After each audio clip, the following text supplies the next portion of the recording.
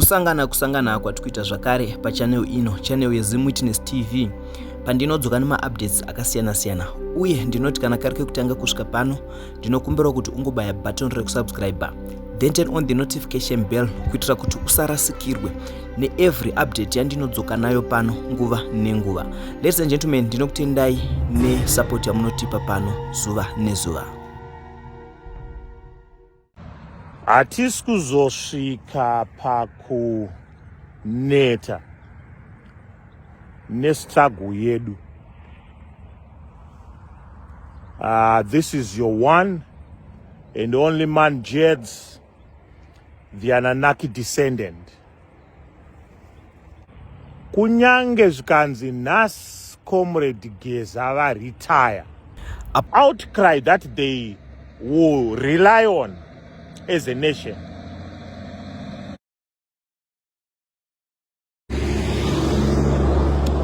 It is our outcry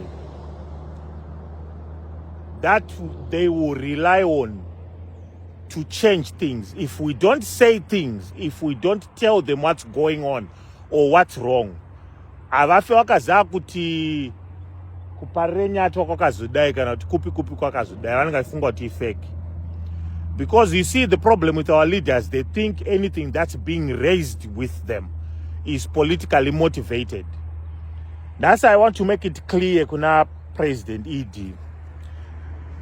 Kana vanhu vakachema vakataura zvavanotaura, hazvire kuti vari against Zanu-PF. Hatina kumboti isusu takazosvika pakuti no, pasine government ika, because you seem like you don't care.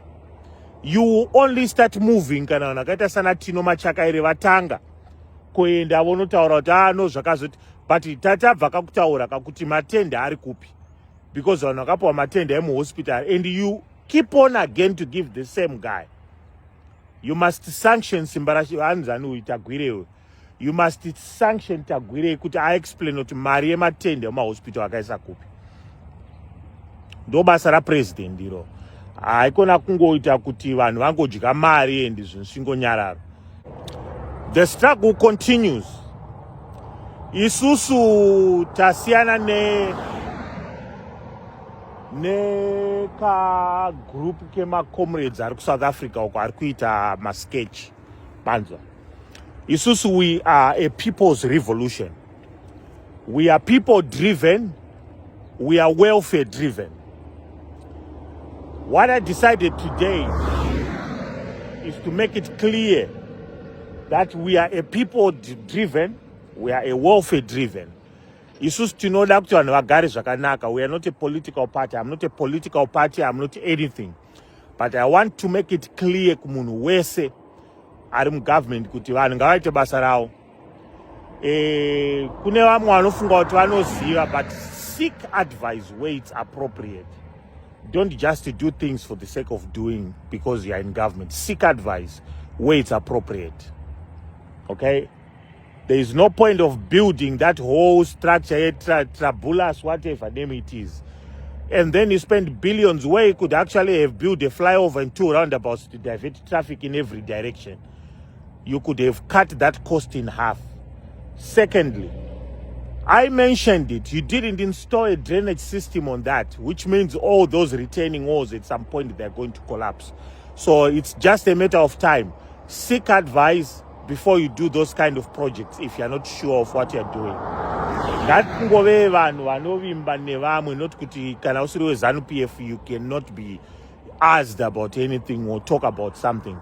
President ED, rambai mchifamba mchinda kwa mnenda, but isusu tikutaura kuti kana nguva yenyu yasvika, we just want a fair thing where you can retire and go and live on your farm peacefully. Vafana vana Collins tikuda kuti vadzidze kwamuri. Kana mukaramba kubvaka, we're going to have a big problem nevana venyu kana ndo zvichatoitika ipapa. That's what everyone is now looking at, like, okay, so if the president himself refuses to honor the constitution, what about his kids in the next 10, 15, 20 years? Kana umwe mtwini akapinda umwe achazopinda oita president. Ndo singaoni vanhu vakakotsera stere. Ini ndakatoona pattern yacho. After mfana Shona apinda panono retire pepe. Collins ari kutopurana kupinda kuita president. Saka haizvozvo hazvisi kuzoitika, izvozvo hazvisi kuzoitika. Kana tagwire chaiye haasi kupinda. Ndakaona dzakutanga kuda kuunza mukadzi wadzo dzichikambena dzichita sei. You know what? Maita gwirei. Garai kumba maita gwirei, garai kumba. Munokwara. Garai kumba. You see, munovengesewa nemufesu uyu yaruda kuzviita captain wenyika yese. Munovengesewa nemurume wenyu, garai kumba. Ndo zvatokutaura chete. You see kuti kuvenga kwakaitwa mai Mnangagwa kweka havana kutanga vakadaro, vakatanga vachifarirwa moms ave. Vanhu vachiva big, moms vane mwoyo wakanaka, moms vari bo. But iko zvino munhu wese akungotaura kuti akamoms akadiabolos. You know, ndo zvatiri kutaura guys kuti inini handisi kunditaura izvozvo. Ina ndamboti inini moms aidiabolos, but ndiri kutaura kuti vanhu ndo vakuti ndiri kuverengawo ma-social media comments kuti kadiabolo, you know. But at the end of the day, guys, ngatite so. Tinoda nyika inotungamirwa nevanhu vari genuine, people that are really concerned about the welfare of the people, people that are concerned about raising the nation to another level that is better.